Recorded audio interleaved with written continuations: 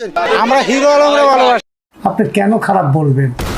Hero আলমকে নিয়ে কেউ ভাবা, কেউ খারাপ ভাবা, আমি মনে করি না ভালো। দর্শক এই যে দেখুন, হিরো আলম কথা বলতেছে, সে যে কথাগুলো বলছে বা বলতেছে, এই কথাগুলো শুনলে আপনারা অবাক হয়ে যাইবেন যে একজন। আসসালামু আলাইকুম সুপ্রিয় দর্শক বন্ধুরা, অবশেষে হিরো আলমের কপাল খুলে গিয়েছে।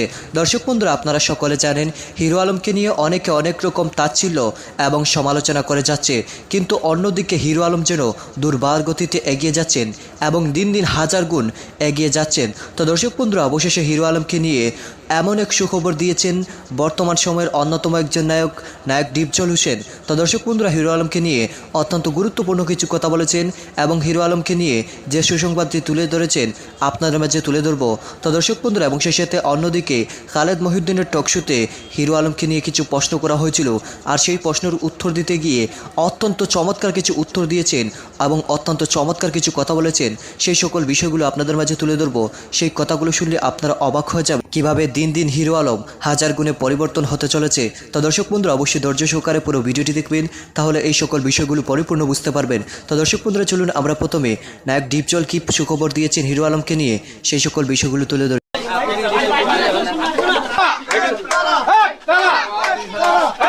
আর কিছুদিন আগে আপনার মুখ থেকে শুনেছি, আবার একজন কন্টেন্ট ক্রিয়েটর যিনি অভিনয় করেছে হিরো আলমের কথা শুনেছি, দুজনের ফেসবুকে দেখেছি।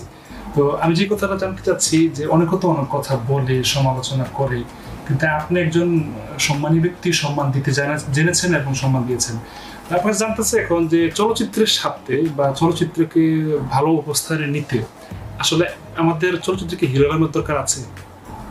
হিরো আলম তো হিরো আলমের লাইনে কাজ করছে, করুক না হোক। ছোটো পোলাপান আগে যদি বাড়াইতে পারে পারবে, একটা জায়গা ওর যদি আল্লাহ দেয় ভালো। আমি ওই বলছিলাম দিলদার কিন্তু কম না, তারপর দিলদারের ও কি কম, ও তো মোটামুটি দেখি তো ভালোই। তো এবার যে ছবিটা রিলিজ করলো ভালোই তো ছবি, টোকাই।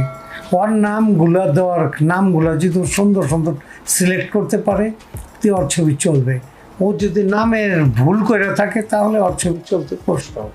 এমনিতে যদি আপনার কাছে আসে কোনো সহযোগিতার জন্য বা ছবিতে কাজ করার জন্য, শিক্ষার জন্য, শিখার কিছু নাই। ও তো আমার বাসায় শুটিং করে গেল এই 2 দিন আগে, 2-3 দিন কাজ করলো, তার ইয়ার আগে আসছে কাজ করছে। তা আমি যদি ওরা অ্যাভয়েড করতাম, নাহলে আমার এই বাসায় কাজ করতে দিতাম না। কারণ ও আর রাস্তায় কাজ করছে, করুক না। এই আজকেও তো শুটিং চলছে এক পার্টির। আমার এই বাসায় মাসে 2-4-10-15 দিন কাজ হয়, নাটক শুটিং হয়। কারণ ওইটা না, আমার কথা হলো এটা তো ফিল্মের বাড়ি, এটা তো আমার ডিপজলের ব্যক্তি বাড়ি না। যে কাজ করার করবে, তাতে আমার বাধা দেওয়ার মতন নাই। বাট অন্য লাইনের কোনো কাজকর্ম হলে এখানে ওইটার পাত্তা পাবে না, ভালো কিছু হলে এখানে কিছু পাত্তা পাবে। আচ্ছা, আমি যারা হিরো আলমকে সমালোচনা করে বা কাজ করতে দিতে অনেকটা অনীহা প্রকাশ করে, তাদেরকে কিছু বলতে চান কিনা, পরামর্শ? হিরো আলমকে নিয়ে কেউ ভাবা, কেউ খারাপ ভাবা, আমি মনে করি না ভালো মন্দ সব নিজের কাছে। কেউ একটা খারাপ ভালো যদি আপনার চোখে খারাপ লাগে, আপনি কেন খারাপ বলবেন? ও তো মানুষ, কেউ কম বেশি যাই করছে ভালোই করছে। তবে ওকে নিয়ে আর টল না করাটা বেটার মনে করবো। এটা নিয়ে চিন্তা ভাবনা আপনারা যদি মনটা উদার করে করেন, ভালো কিছু আশা করতে পারেন। আচ্ছা ভাই, আপনাকে অসংখ্য ধন্যবাদ। আপনার যারা ভক্ত শ্রোতা রয়েছে তাদেরকে কুরবানিদের শুভেচ্ছা দিয়ে শেষ করবেন আজকে। কুরবানিদের শুভেচ্ছা রইল, এবং আমাদের যে কোনো ছবি রিলিজ হোক, ছবিগুলো দেখবেন। ছবি দেখলে আমরা আগ্রহ পাবো আরও কিছু ছবি বানানোর জন্য। আপনাদের জন্য ছবি বানাই, আপনারা না দেখলে কে দেখবে? আপনি আপনাদেরকে একটু জানাবেন যে আপনার রাজনৈতিক লক্ষ্য কি, মানে কোন রাজনৈতিক দলে আপনি বা জোটে আপনি যোগ দিবেন, নতুন কোন রাজনৈতিক দল করবেন, সেরকম কোনো সম্ভাবনা আছে কিনা? অন্যভাবে যদি একটু বলি, বিএনপি বা মানে যারা সরকারের বিপক্ষে আছে বা সরকারের পক্ষে আছে, তারা কেউ আপনার সাথে যোগাযোগ করেছে কিনা যে তাদের দলের রাজনীতিতে যোগ দেওয়ার জন্য? জনাব হিরো আলম, অসংখ্য ধন্যবাদ আপনাদের সবাইকে আমাকে এখানে আনার জন্য। আর সত্যি কথা বলতে কি, রাজনীতি সবাই করে। কেউ মনে করেন তাদের সম্মানের জন্য করে, কেউ টাকার জন্য করে, কেউ আবার মনে করেন মানুষের সেবা করার জন্য করে। মূলত আমি অল টাইম জনসেবা কাজ করতে পছন্দ করি। সেই সবকিছু চিন্তা ভাবনা করেই রাজনীতি করা। আরেকটা বিষয়, রাজনীতি কোনো দল ভোটের আগে এবং ভোটের পরে এখন পর্যন্ত কোনো বড় ধরনের কোনো দল যোগাযোগ করেনি। কিছু কিছু দল আমার সাথে যোগাযোগ করে, আমি তাদেরকে বলছি না, আমি এই মুহূর্তে কোনো দলে যোগ দেব না। হুম। আর ভোটের আগেও এবং পরেও কোনো রাজনৈতিক দলের সাথে এখনো নাই। হুম। এখন পর্যন্ত স্বতন্ত্র প্রার্থী হিসেবে নির্বাচন করতেছি। হুম। এখন পর্যন্ত কোনো রকম মনে মধ্যে ঠিক করিনি যে আমি কোনো টাইমে কোনো দলে যোগ দেবো কিনা। বড় দল আপনার নিজের কোনো রাজনৈতিক দল করার ইচ্ছা আছে কিনা? না, সবারই স্বপ্ন থাকে দল করার, কিন্তু আমি তো একটা জায়গাতে এখন না পর্যন্ত মানে সবার পৌঁছানোর স্বপ্ন- চেষ্টা। না জনাব হিরো আলম, আপনি যেহেতু এখন আমাদের রাজনৈতিক পাবলিক এরিয়ায় আছেন, আপনাকে সেভাবে প্রশ্ন করি, সবাই বলতে মানে সবার রাজনৈতিক দল করার হয়তো থাকে না, মানে ইচ্ছা থাকে না, আপনার কি আছে কিনা সেটাই যদি একটু বলতেন। আমারও আছে, আপনার আমারও আছে? মনে করেন দল করার জি। ইচ্ছা আছে। আচ্ছা আচ্ছা, তো সেটার সম্পর্কে যদি আমাদের একটু বলেন যে আপনি কিরকম রাজনৈতিক দল করতে চান এবং সেই রাজনৈতিক দলের লক্ষ্য উদ্দেশ্য কিরকম হতে পারে, বা এটার মধ্যে থেকে আসলে আপনি কি লক্ষ্য অর্জন করতে চান সেটাও যদি আমাদের সাথে একটু শেয়ার করতেন। আমি আসলে রাজনৈতিক দল তৈরি করে একটু পরিবর্তন কিছু নিয়ে আসবো। মানুষ মনে করেন যে এনালোকে আগে সিনেমা দেখতেছিল, আমরা শুধু বাংলা সিনেমায় আমরা একরকম দেখেছি, বাংলাদেশের বাপের সাথে ক্যাসাল, বউর সাথে ক্যাসাল, এরকম একটা। এই রাজনৈতিক দলগুলো আমাদের দৃষ্টিভঙ্গি পাল্টাতে হবে, সমাজ পাল্টাতে যদি আমরা সবাই চাই, তার দলের কিছু পরিবর্তন আনতে হবে। আমরা তো আগেকার রকম একই রকম ভাবে আমাকে রাজনৈতিক দলগুলো যে করে চলতেছে, একই রকম ভাবে শাসন চালাইতেছে, একই রকম করে সে ক্ষমতাতে আছে, তার বাবা আছে, তার বাবা গেলে তার ছেলে আছে, তারা কিন্তু দলটা এবং আসনটা ছাড়তেছে না। এই কারণে দলে কিন্তু এবং দেশের কোনো পরিবর্তন আমরা লক্ষ্য খুঁজে পাইতেছি না। আমাদের দেশের পরিবর্তন করতে গেলে তাদেরকে কিন্তু ছাড়ে দিতে হবে, রাতের দলকে আমাদেরকে ছাড়ে দিতে হবে। আমরা তো অনেক বছর, 10 বছর 50 বছর রাজনীতি করলাম, নতুন করে সুযোগ দেখ না, তারা দেশের পরিবর্তন কিছু আনতে পারে কিনা।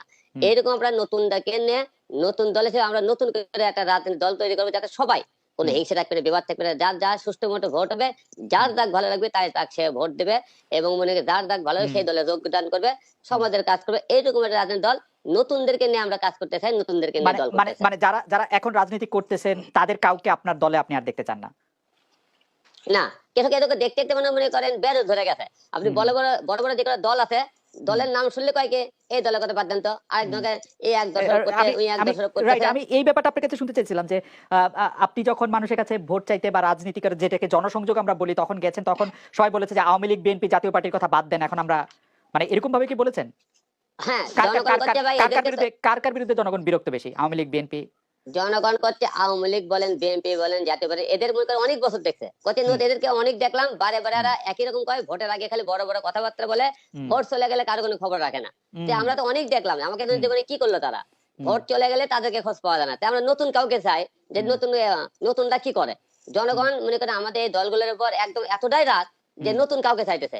এই নতুনটা বলে দেখেন যাকে খুঁজে পাইতেছে কলার গাছও দাঁড়াইতেছে, লোকদের তারই উপর কিন্তু হুমড়ি খেয়ে পড়তেছে, আমরা একই ভোট দেবো, এদেরকে আর সহ্যই হইতেছে না। মানে কলা গাছের উপমাটা কেন বললেন? মানে কলা গাছকেও ভোট দেওয়ার প্রসঙ্গটা কোত্থেকে আসলো? মানে আপনি কি এই ধরনের কোনো কথা শুনেছেন যে মানে মানুষ এরকম কথা বলছে যে এখন যদি এইসব দলের বিরুদ্ধে কলা গাছও দাঁড়ায় তাহলে তাকেও আমরা ভোট দিব? হ্যাঁ, মানুষ জনগণ এই কথাগুলো বলছে, যেহেতু আমি প্রতিটি এলাকায় ঘুরেছি, জনগণের পাশে গেছে, তারা কি বলে, আমি যে কথাগুলো বলতে সবকে জনগণের কথা বলতেছি, মানুষের মাঠ লেভেলে আমি যে কথাগুলো সবার মুখে শুনতে পেরেছি সেই কথাগুলো আপনাকে বলতেছে, লোকেরা এই কথাগুলো বলতেছে, এই কথাগুলো আমার না, জনগণের কথা এগুলো। আপনার কি মানে আমি আপনার রাজনৈতিক যে কর্মকাণ্ড কর্মসূচি সেগুলো আমি ফলো করছিলাম, কিন্তু এখন আপনি যেভাবে কথা বলছেন সেই কথাগুলির সাথে বাংলাদেশের সুশীল সমাজ বলতে যে যারা বুঝায় আর কি, যারা তাদের কথাগুলিরও অনেক মিল আছে। আমরা দেখেছি যে এই সুশীল সমাজের যে এই কথাগুলি, সেই কথাগুলির কারণে কিন্তু আমরা এই দুই নেত্রীকে চাই না, এই রাজনৈতিক দলকে চাই না, এরকম করে কিন্তু আসলে আমরা দেখেছিলাম যে 2007 সালে যেটাকে 111 সরকার বলা হয় সেরকম এসেছিল। আপনার কাছে কি মনে হয় আপনার কথাগুলির সাথে ওই কথাগুলির মিল আছে?